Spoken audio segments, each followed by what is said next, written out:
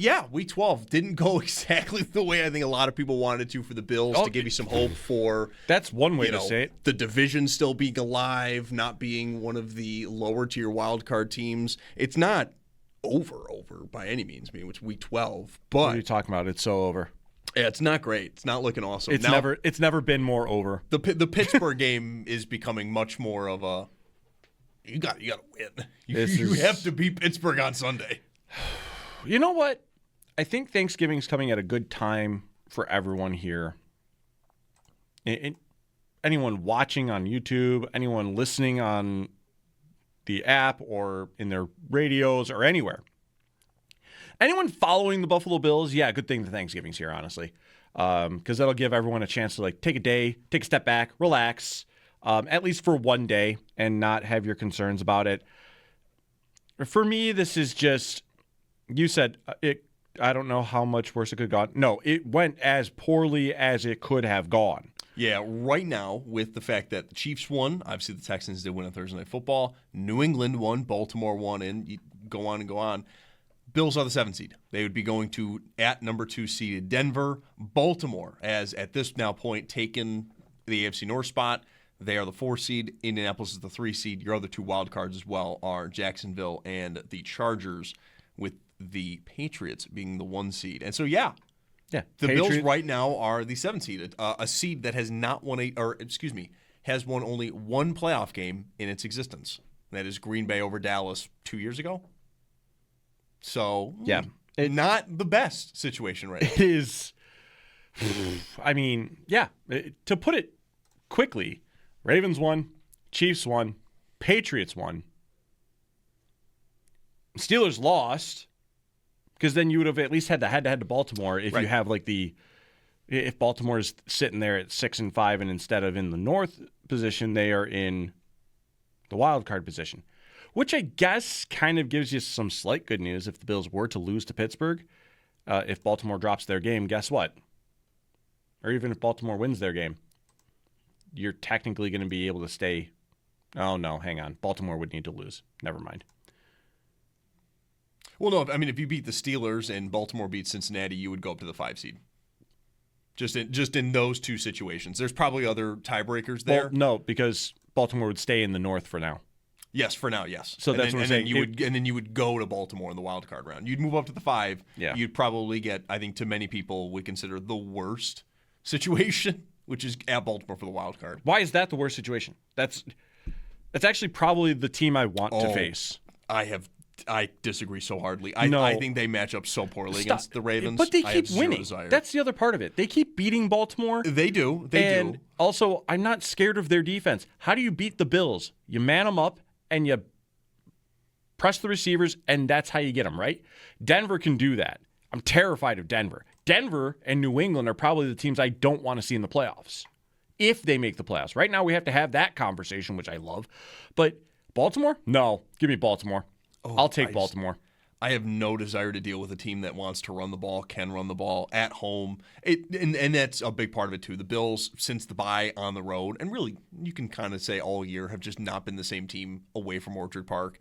That is immensely frustrating, knowing it's the last year of Highmark. This really should have been the year of kind of the beautiful swan song of maybe even hosting an AFC Championship game. They start 4-0 even. Yeah, they start 4-0. They get the hard one out of the way week 1 in Baltimore. They take down the Ravens. I just have no desire to face them again. They're getting hot. Lamar's not even playing particularly well either, and they're still winning games.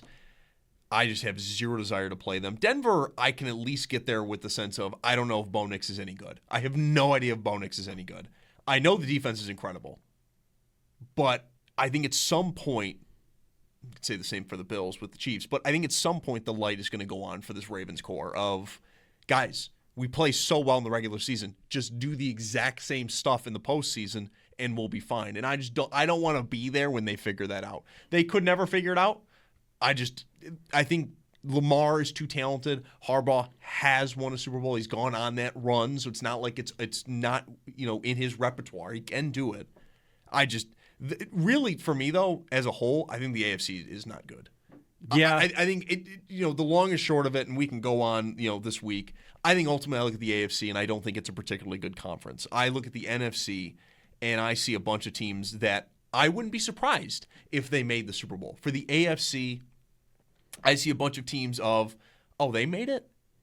That's the difference for me there. Like, even if Kansas City, who's out of the playoffs right now, by the way, even after their win yesterday against Indianapolis, they are still in a position where I would be like, oh, they made it again? Okay. They're going to get stomped by whoever's in the NFC.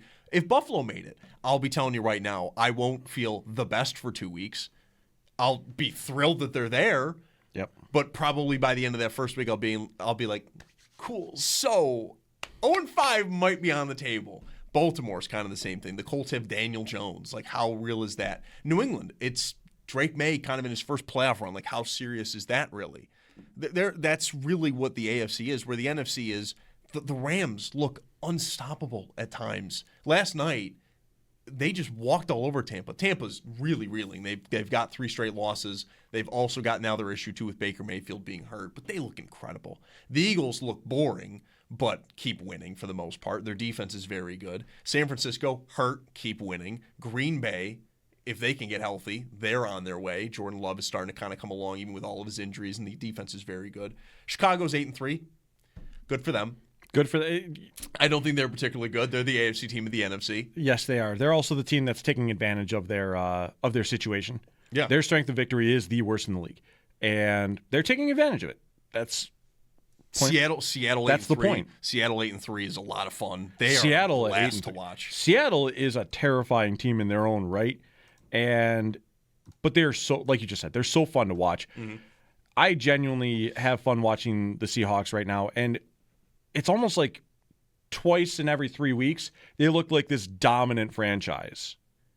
And considering that they've been middling incarnate for the last couple of years, the Sam Darnold signing, it didn't make as much sense in terms of the money that they gave. It was like, okay, right. You saw the last 2 games in Minnesota.